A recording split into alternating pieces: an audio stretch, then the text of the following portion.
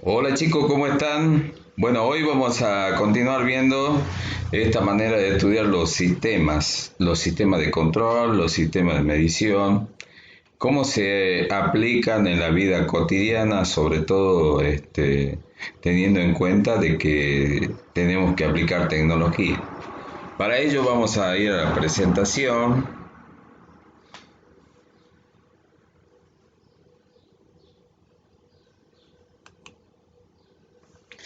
Bueno, esta es la clase 3, taller tecnológico, tecnologías de medición y control.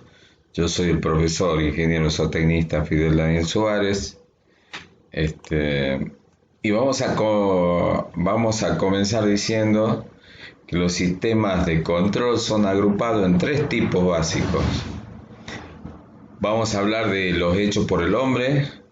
Estos sistemas pueden ser eléctricos o electrónicos que están permanentemente capturando señales de estado del sistema bajo su control y que al detectar una desviación de los parámetros preestablecidos del funcionamiento normal del sistema, actúan mediante sensores y actuadores para llevar al sistema de vuelta a sus condiciones operacionales normales de funcionamiento.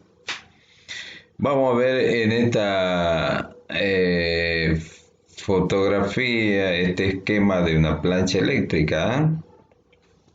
Si ustedes visualizan la plancha, acá abajo está simbolizado, está dibujada la resistencia, ¿no es cierto? Por un lado se conecta a este contacto con este contacto opuesto, perdón, y lo que hace es cuando la regulación de este tornillo que regula la plancha acerca o aleja los contactos. Pero estos contactos están en contacto a su vez con un sensor de temperatura. En este caso la plancha está enchufada a una fuente de energía, ¿no es cierto?, de la red domiciliaria. Es decir, que cuando el sensor determina una determinada temperatura y de acuerdo al acercamiento de estos contactos se produce el cierre del circuito eléctrico y hace que la resistencia comience a funcionar, a calentar la plancha. Cuando el sensor determina que la temperatura programada está en su nivel deseado, ese sensor manda la información y hace que los contactos se separen. Bueno, hay distintos tipos de sensores, ¿no es cierto?, o mecanismos que permiten el flujo, ya sea de corriente, de agua o de otro fluido. En este caso podemos ver este termostato, sensor de temperatura que se utiliza normalmente en automóviles o algunas veces se lo utiliza en la heladera, en algún otro electrodoméstico. El mismo funciona por transmisión de la corriente. En cambio, que funcionaba en los autos, se vale de la dilatación de la cera que está acá para producir el avance de este resorte. Este resorte hace que las válvulas se abran o se cierran de acuerdo a la dilatación de la cera y eso produce que pase o no pase el agua del radiador del motor. Este es el mismo caso pero un poquito diferente, ¿no es cierto? Está un poco invertido, pero tiene el mismo principio de funcionamiento que este. Los sistemas naturales. Esto incluye los sistemas biológicos, por ejemplo, movimientos corporales humanos, como el acto de indicar un objeto que incluye como componente del sistema de control biológico los ojos, el brazo, la mano, el dedo, el cerebro del hombre. En la entrada, si yo grafico, se procesa el movimiento y la salida, ¿no? En este caso se ven los ojos como entrada del sistema y la salida hace referencia a la dirección, ¿no es cierto?, de los movimientos corporales. Es decir, que el ojo toma la información, entra al sistema nervioso en este caso, que hace de control automático y produce un movimiento corporal. Pero ¿cómo funciona nuestro organismo? Hay una información que vuelve al sistema e informa de cómo se está realizando una determinada acción, por lo cual este sistema se llamaría de realimentación, o sea que hay permanentemente información acerca de los movimientos que se están sucediendo. Los sistemas de control mixtos, cuyos componentes están hechos por el hombre y los otros son naturales. Se encuentra el sistema de control de un hombre que conduce su vehículo, por ejemplo.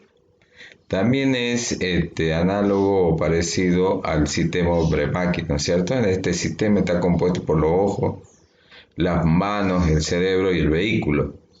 Es decir que a diferencia del anterior, acá el vehículo sería como componente del sistema. La entrada se manifiesta en el rumbo que el conductor debe seguir sobre la vía y la salida del sistema vendría a ser la dirección actual del automóvil. Ese es el típico caso del hombre-máquina, ¿no es cierto? Otro ejemplo de sistemas mixtos, aunque suene gracioso, es el ejemplo del sistema donde se toma decisiones por parte de un político ante las elecciones. Este sistema está compuesto por ojo, cerebro, oído, boca. La entrada se manifiesta en las promesas que anuncia el político y la salida es el grado de aceptación de la propuesta por parte de la población. Los sistemas de control hechos por el hombre a su vez pueden ser neumático, eléctrico, mecánico o de cualquier tipo. Su función es recibir entradas y coordinar una o varias respuestas según su lazo de control para lo que está programado.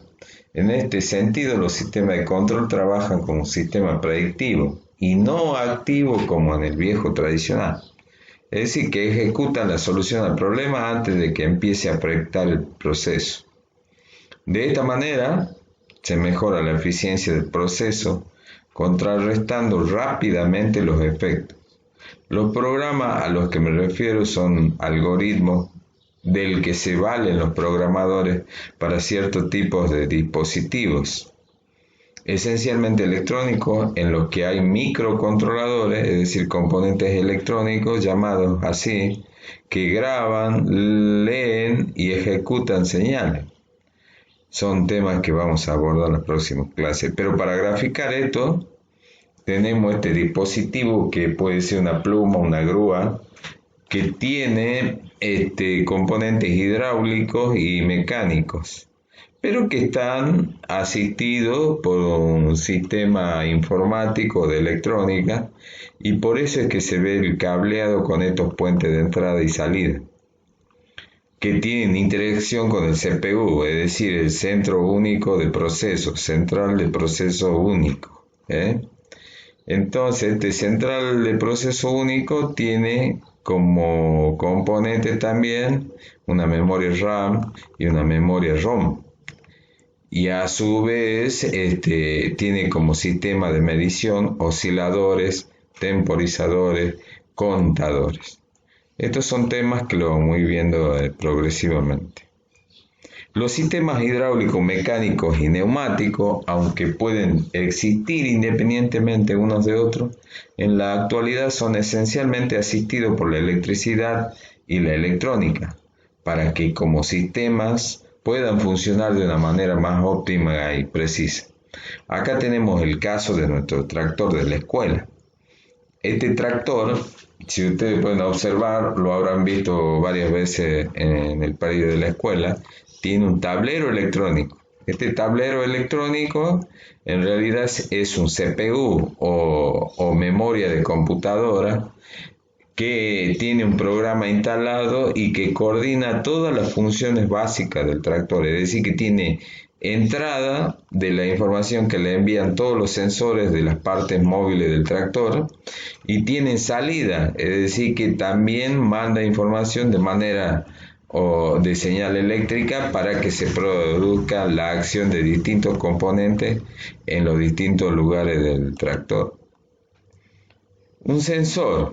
¿Qué es un sensor? Un sensor es un dispositivo capaz de detectar magnitudes físicas o químicas llamadas variables de instrumentación y transformarlas en variables eléctricas. Las variables de instrumentación pueden ser, por ejemplo, la temperatura, la intensidad lumínica, la distancia, la aceleración, inclinación, desplazamiento, presión, fuerza, torsión, humedad, movimiento, pH, etc. Una magnitud eléctrica puede ser una resistencia eléctrica como en una RTD, que lo vamos a ver más adelante. Una capacidad eléctrica como un sensor de humedad, una tensión eléctrica como en un termopar, una corriente eléctrica como en un fototransistor. Todo esto que acabo de mencionar son componentes electrónicos que lo vamos a ir viendo de a poco. El primero que vemos acá es un componente electrónico llamado transistor. Esto vendría a ser una resistencia fotoeléctrica, este es un sensor de movimiento y este es un sensor para huellas dactilares. Y acá lo tenemos al conocido LED. ¿Qué aplicaciones le podemos dar a los sensores? Los sensores se desempeñan mucho en la industria automotriz. Acá tenemos el gráfico de cómo es el esquema electrónico del automóvil. Progresivamente la industria automotriz va incorporando mucho más sensores electrónicos y otros tipos de dispositivos análogos al mismo, ¿cierto? Por ejemplo, tiene sensores de velocidad, tiene sensores de combustible, sensores de temperatura, trabaja con GPS, sí que puede estar, los últimos automóviles ya están conectados a la red, sistemas de entretenimiento y por supuesto la inyección electrónica de los automóviles, ¿no es cierto? Los sensores pueden estar conectados a un computador para obtener ventajas como son el acceso a una base de datos, la toma de valores desde el sensor, etc. En la fotografía vemos un sensor de presión, la presión del cuerpo humano, ¿no es cierto? Y esta información se envía a una unidad computacional que tiene una base de datos y en función del programita que tiene instalado, nos arroja las lecturas. Volvemos a ver el caso del sistema de sensores en el automóvil, en este caso un detalle con el sistema neumático. Acá se monitorea la presión de los neumáticos del automóvil y esto lo hace por sensores que tienen en las ruedas. Acá hay un detalle del esquema del que está posicionado la rueda. Los actuadores. ¿Qué son los actuadores? Hasta ahora veníamos viendo que los sensores son dispositivos electrónicos que se utilizan como entradas de información a los sistemas de medición y control. En este caso, los actuadores son los que actúan en la salida de los sistemas de control y medición. ¿Y qué tipo de actuadores existen? Bueno, en nuestro campo de práctica estamos acostumbrados a ver este cilindro hidráulico que se acopla en la maquinaria. También hay desplazamiento hidráulico en la toma de fuerza, en el sistema de de enganche de 3 puntos, todo eso son movidos por actuadores hidráulicos. En esta fotografía vemos en detalle cómo se ha colocado el actuador o cilindro hidráulico y que de acuerdo al grado de avance que se le da desde el control remoto del tractor, hay mayor o menor resistencia mecánica. Son de gran tamaño, son usadas en aplicaciones donde se requiere una carga pesada, son de uso muy común en la agricultura. En este caso, este es un arado de disco, de 3 discos, ¿no es cierto? Acá se observa el cilindro desplazándose y las mangueras que se enchufan en la parte trasera del tractor. ¿Cuáles son las ventajas de los actuadores hidráulicos? Tienen alto índice de potencia y carga, tienen mayor exactitud, porque antiguamente se utilizaban para regular y hacer fuerza un sistema mecánico, pero desde que apareció la tecnología hidráulica se utilizan estos cilindros. Tienen desempeño suave a bajas velocidades, amplio rango de velocidades, producen más fuerza que un sistema neumático del mismo tamaño. Como desventaja podemos decir que requieren demasiado equipo para suministro de energía, es decir, cuanto más grande o más chico sean los cilindros, más trabajo o menos trabajo van a hacer y por supuesto van a utilizar tractores de mayor o menor potencia. Las elevadas presiones a las que trabajan propician la existencia de fugas de aceite a lo largo de la instalación. Es decir que un sistema hidráulico en el tractor requieren de materiales y seguridad de trabajo que tienen su costo, pero por eso siempre en el dimensionamiento de esa maquinaria se debe propender de que esté sobredimensionado para que los costos no sean tan grandes en las reparaciones. Las instalaciones que soportan los actuadores hidráulicos pueden ser más complicadas que las necesarias para los neumáticos y mucho más que para los eléctricos, necesitando equipos de filtrado de partículas, eliminación de aire, sistemas de refrigeración y unidades de control de distribución. Esto está hablando ya directamente de las condiciones que tiene que tener todo el sistema hidráulico en cuanto a la composición de los fluidos, es decir, del aceite hidráulico y los materiales con que se conducen a elevada presión. Bueno, como actividad, esta vez haremos un poco de investigación. Podrás consultar con los que puedas, las personas mayores, profesores, compañeros, gomeros, mecánicos y por supuesto yo mismo, ¿cierto? Las preguntas son, ¿dónde más te parece que hay sistemas neumáticos? Describes con tus palabras y arriesga un diagrama de bloques. ¿Dónde más te parece que hay sistemas hidráulicos? Describe con tus palabras y arriesga un diagrama de bloque. ¿Te gustan los robots? ¿Qué sabes de ellos? ¿Cómo te imaginas uno que sirva en nuestra actividad agropecuaria? Bueno, hasta aquí la clase, chicos. Sigamos estudiando para mejorar el mundo. No duden en consultar. Hasta la próxima. Los saluda el profe Fidel.